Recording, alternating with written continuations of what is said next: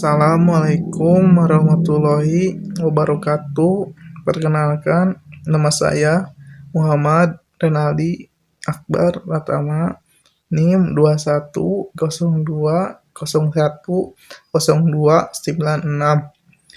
dan my kelas manajemen H, dan saya di sini akan menjelaskan tentang hukum-hukum Islam. Terima kasih.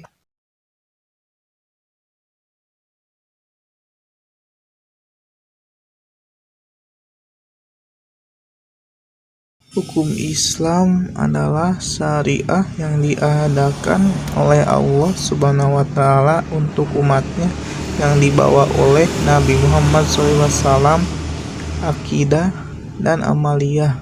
Dan hukum Islam selanjutnya, hukum Islam harus diterapkan dalam kehidupan sehari-hari, persatuan umat, tidak diterapkan dalam kehidupan sehari-hari dan perpecahan umat. Sumber hukum-hukum Islam yang pertama adalah Al-Quran. Al-Quran adalah sumber hukum Islam yang pertama dan utama, karena Al-Quran langsung berasal dari Allah Subhanahu wa Ta'ala melalui malaikat Jibril Nabi Muhammad SAW. Dan perintah, larangan, anjuran, kisah Islam, ketentuan hikmahnya adalah pedoman hidup manusia bertakwa, berakhlak mulia. Dan Al-Quran sebagai antara lain adalah yang baik dan sempurna.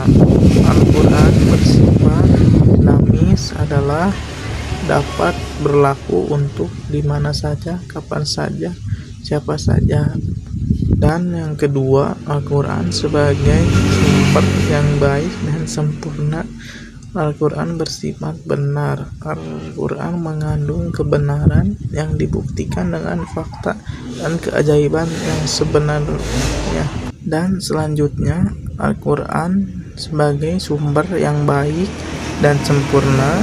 Al-Quran bersifat mutlak, artinya Al-Quran tidak diragukan lagi kebenarannya serta tidak akan terbantahkan. Yang keempat adalah Al-Quran. Kandungan Al-Quran yang terdiri dari 5, yaitu 1. Tauhid atau mengesahkan Allah. 2. Janji, kabar gembira serta ancaman. 3. Jalan mencapai kebahagiaan dunia akhirat. 4. Keibadah, yaitu menjelaskan cara beribadah kepada Allah. 5. Kisah dan cerita Islam. Sumber hukum-hukum Islam yang kedua adalah Al-Hadits. Menurut bahasa Al-Hadits adalah jadid, artinya baru, qorid artinya dekat, khobar artinya berita. Dan Al-Hadits yang kedua, menurut istilah Al-Hadits adalah segala berita yang bersumber dari Muhammad SAW berupa ucapan, perbuatan, dan pengakuan.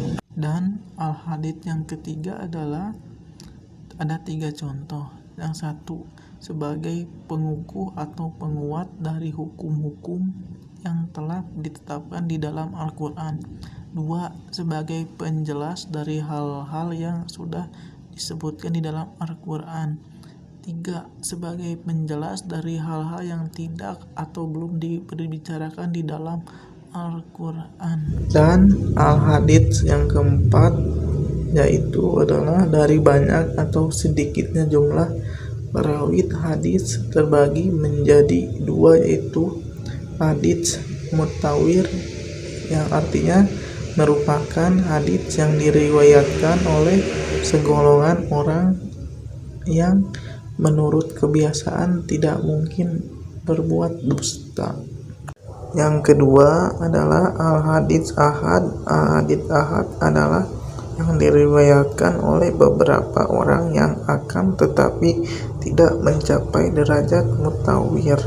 Dari segi mutu periwayatnya, hadits terdiri dari 1 hadits shahih, 2 hadits hasan, 3 hadits dhaif. Yang pertama, hadits shahih merupakan hadits yang periwayatnya tidak terputus dari awal sampai akhir, dan diriwayatkan oleh orang yang adil dan teliti. Dari segi mutu periwayatnya, hadits yang kedua adalah hadits hasan, merupakan hadits yang tidak terputus periwayatnya serta diriwayatkan oleh orang-orang yang adil tetapi kurang teliti meskipun tidak mengandung keganjilan dan kecacatan. Dari segi mutu periwayatnya yang ketiga hadits dhaif. Hadits ini lemah, merupakan hadits yang ditinggalkan sehingga hadits lemah tidak bisa dijadikan sebagai hujjah. Hukum-hukum Islam yang ketiga adalah ijma. Ijma adalah kesepakatan seluruh ulama kaum muslimin dalam suatu masa sesudahnya wafatnya Rasulullah Shallallahu Alaihi Wasallam. Karena jika Rasulullah SAW masih hidup, ijma tidak diperlukan karena Rasulullah langsung menjelaskannya.